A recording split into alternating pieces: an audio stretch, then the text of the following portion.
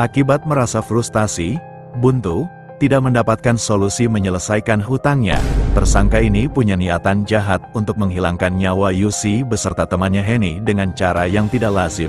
Keduanya lantas diinalilah, ia mengecornya di bawah tangga, di rumah kontrakan milik sang pelaku.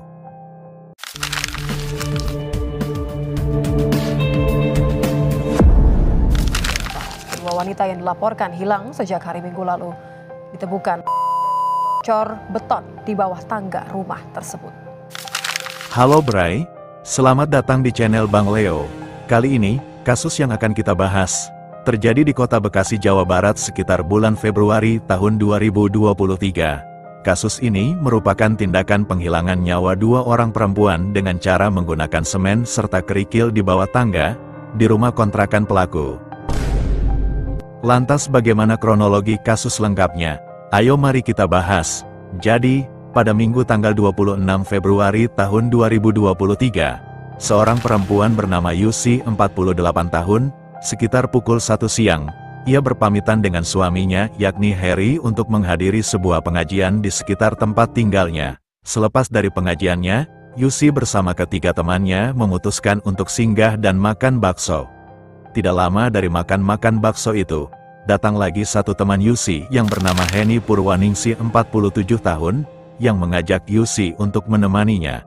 Keduanya pun meninggalkan ketiga temannya duluan, yang kala itu masih asik makan bakso sambil bercanda, tanpa memberitahu kemana tujuan mereka ini ke teman-temannya yang lain.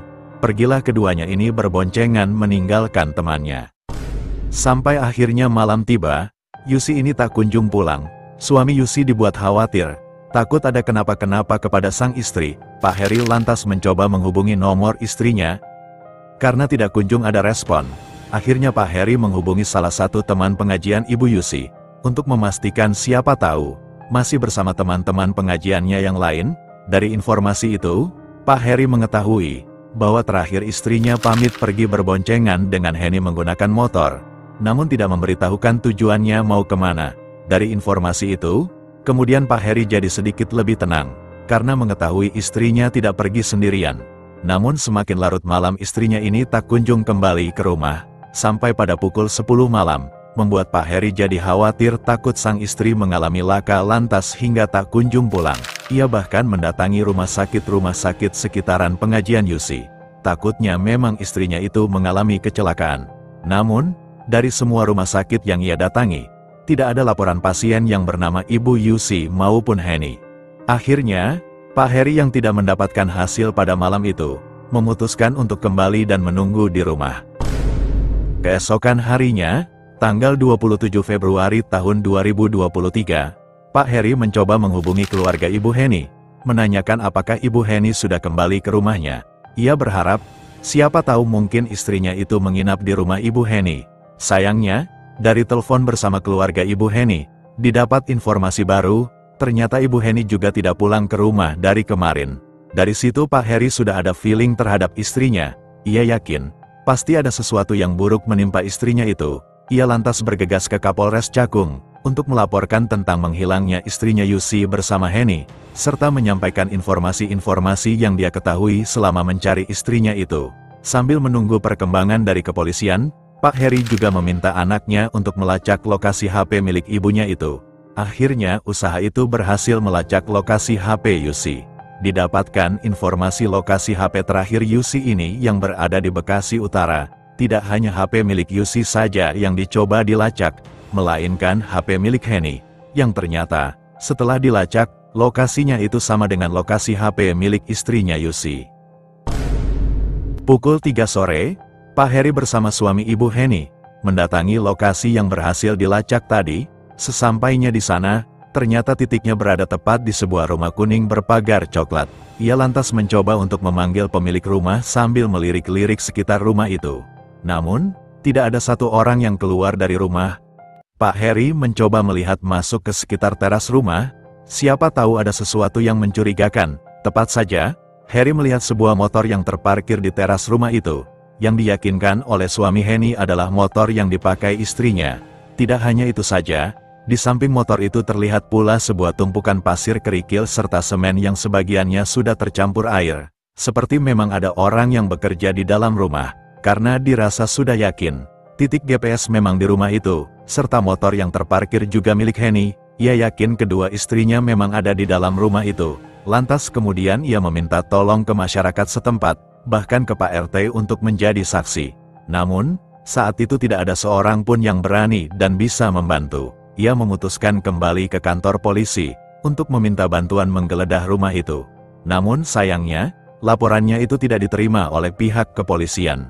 Dengan dasar, tidak adanya bukti kuat yang menunjukkan kedua istri mereka memang berada di dalam rumah itu.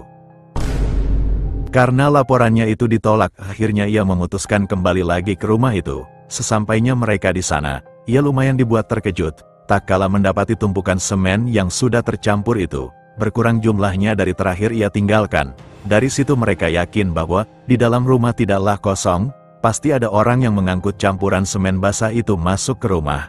Meskipun ia yakin ada orang di dalam rumah itu, Pak Heri tidak bisa masuk karena kurangnya bukti yang bisa menunjukkan bahwa memang istrinya memang ada di dalam rumah itu. Ia kemudian mencari cara untuk bisa membuktikan istrinya ada di dalam rumah.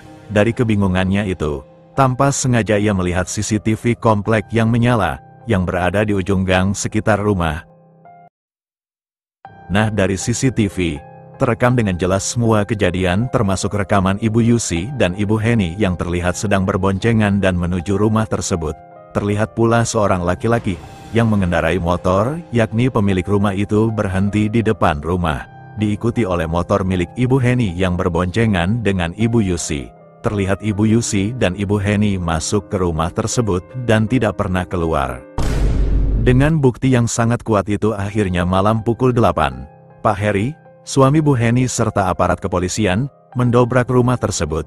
Di dalam rumah itu, hal pertama yang ditemukan adalah sosok laki-laki yang sedang terbaring lemah bersimbah cairan merah. Diyakini laki-laki itu melakukan tindakan bundir sendiri. Polisi akhirnya melakukan penggeledahan secara menyeluruh isi rumah, namun tidak kunjung menemukan Yusi maupun Ibu Henny. Hingga pada akhirnya polisi menemukan sebuah kejanggalan. Tak kala ia melihat sebuah cor yang bentuknya aneh dan terlihat masih belum terlalu kering. Akhirnya polisi melakukan pembongkaran cor tersebut. Polisi dibuat kaget tak kala menemukan isi dalam coran tersebut adalah dua jasad perempuan yang ditumpuk, bahkan salah satunya dalam keadaan tanpa sehelai benang. Kedua perempuan itu ternyata adalah Ibu Yusi dan Ibu Henny. Didapatkan pula temuan barang bukti berupa tas krem yang berisi 2 HP, pisau panjang, dan pisau daging. Polisi juga menemukan sebuah nota pembelian sebuah pasir kerikil dan 1 sak semen. Dari semua temuan barang bukti tersebut, polisi menduga kuat, sang pelaku adalah laki-laki yang terbaring lemah bersimbah cairan merah saat rumah itu didobrak. Dari hasil forensik pihak rumah sakit, ditemukan bahwa kedua korban wafat dikarenakan adanya benturan keras benda tumpul di bagian kelapa kedua korban. Sang pelaku, bernama Permana 50 tahun, yang berstatus duda dan mengontrak rumah di sana. Diketahui pula, ternyata si Permana dan si Yusi ini merupakan teman sedari kecil sejak dari SMP. Keduanya memang dekat dari dulu, bahkan Yusi menganggap Permana seperti kakaknya sendiri. Motif dari pelaku Permana ini, dikarenakan persoalan utang piutang bisnis besi, di mana, saat itu, Yusi ditawari untuk menginvestasikan uangnya ke Permana untuk bisnis besinya, dengan janji, ketika Yusi menginvestasikan uangnya sebanyak 100 juta, maka akan diberikan keuntungan bisnis sebanyak 20 juta. Mendengar itu, Yusi tertarik. Yusi juga mengajak temannya, yakni Henny. Pada awalnya, baik Yusi dan Henny memang mendapatkan keuntungan sejumlah 20 juta dari bisnis yang dijanjikan Permana. Namun, ketika pembayaran keuntungan selanjutnya, Permana tak kunjung memberikan keuntungannya lagi. Makanya itu, sepulangnya Yusi dari pengajian, Henny dan Yusi menemui Permana di kediamannya untuk menagih keuntungan bisnisnya. Hingga pada akhirnya tragedi naas itu terjadi.